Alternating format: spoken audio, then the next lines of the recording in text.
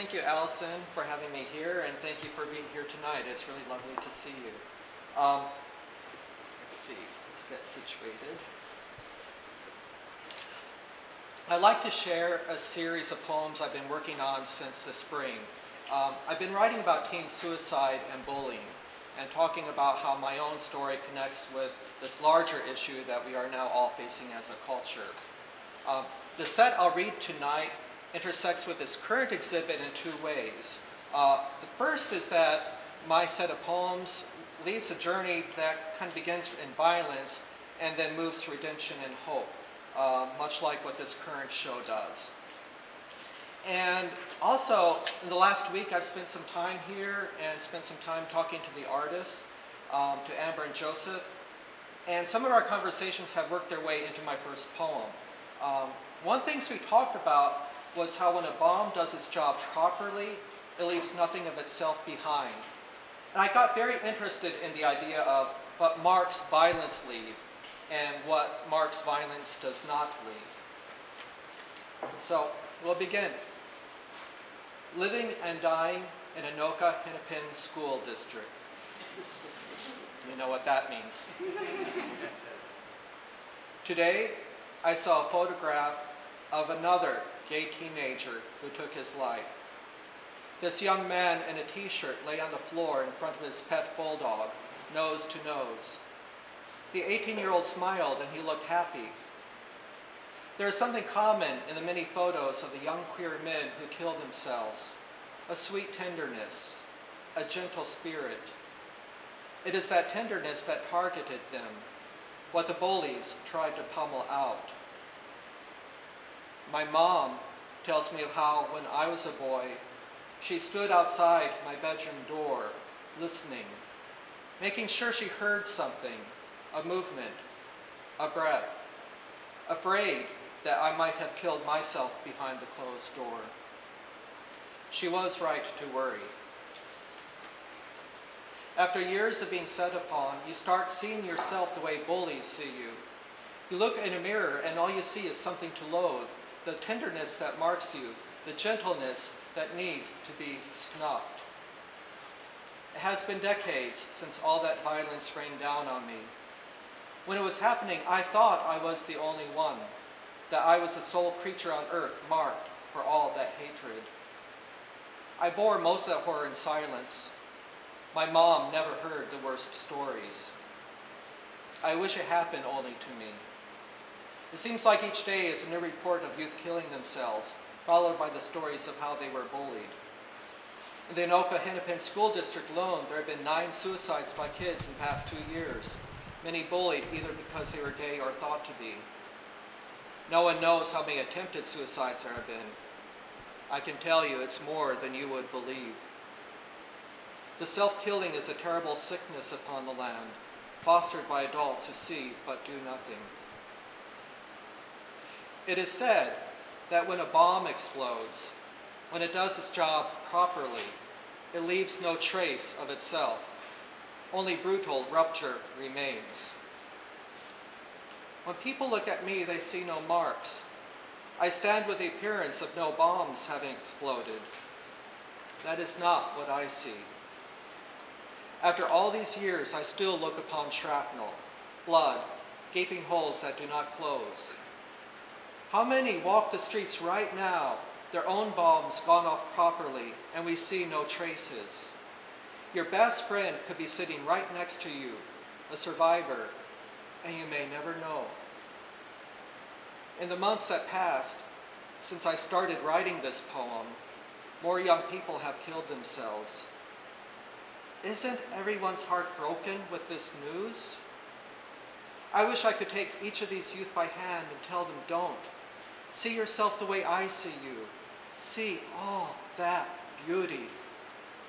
I would tell them how to survive these brutal times. For in the end, one thing kept me alive. I would not give them that last victory. My continuing to live was my single act of defiance. I could not win the battles on the playground or in the school halls or the bathroom or the woods or wherever they waited for me. But staying alive was the one thing I could do. being here, now, continues to be the way I say, I win. So, I'm not sure if many people have known this, but many of the kids killing themselves right now are as young as 13 years old. And just in the news, another girl who was 13 killed herself in South Minnesota. She also suffered from bullying.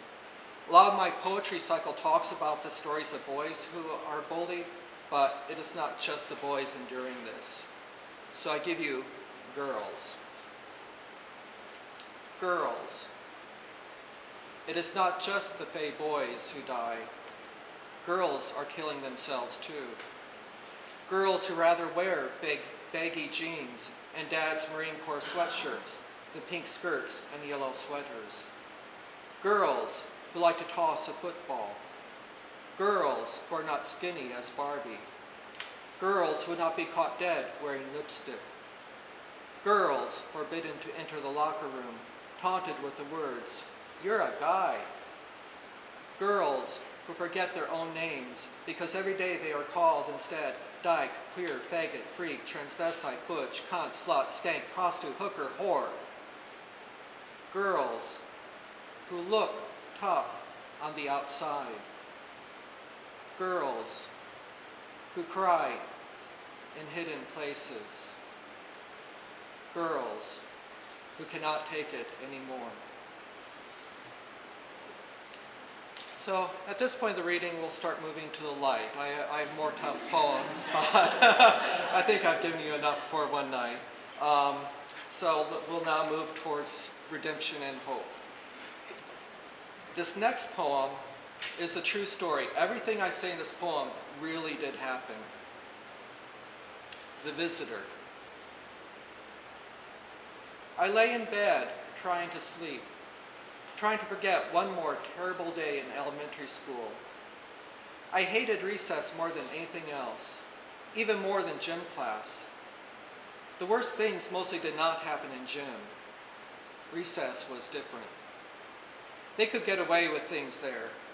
I asked my teachers not to let me stay indoors. They always set me out. I had no safe haven. That day, I peered carefully at the playground lot. I didn't see them. Was I free? I ran out feeling light. The sun felt warm on my skin. I could breathe. Suddenly, I was face down on the asphalt. One of them tripped me. They surrounded me, hitting me, calling me fatso, sissy, crybaby. All the children of the school surrounded us, watching my humiliation. After a while, a teacher broke through, made the beating stop. As he led me to the nurse's office, the only words he said to me was, "You should learn to fight back." As I lay in bed, eyes wide open, praying to never go to school again, I became aware of a presence, a man sitting at the end of the bed. He was fairly lean, not fat like me, and he looked at me with a kind look, so different from how most adults frowned at me. "Just survive," he said. "I am your older self. I am here to tell you that you will get to the other side of these terrible times." I blinked. He looked so real, so solid, comfortable in his body. Could I really grow up to be him? This is the worst, right now. Just survive. You'll be glad you did. Many years after this night, sometimes when I am in bed, trying to fall asleep, I send thoughts to my boy self, telling him to survive, that this is the worst. There will be reason to endure, that there is another side. I hope my younger self gets the message. I hope that he lives.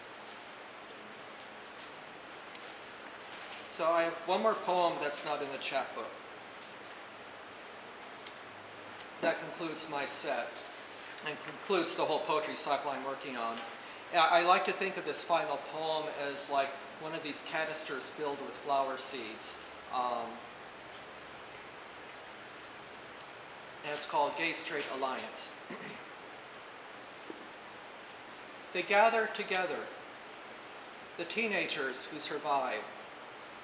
They remember, they cry, they hold on, hold each other. How you label does not matter. You are welcome. Here in this space, you are safe. There's only one rule: be yourself. In this space, you will be accepted. That's another rule. They are finding each other across the land. They are coming home. Thank you for listening.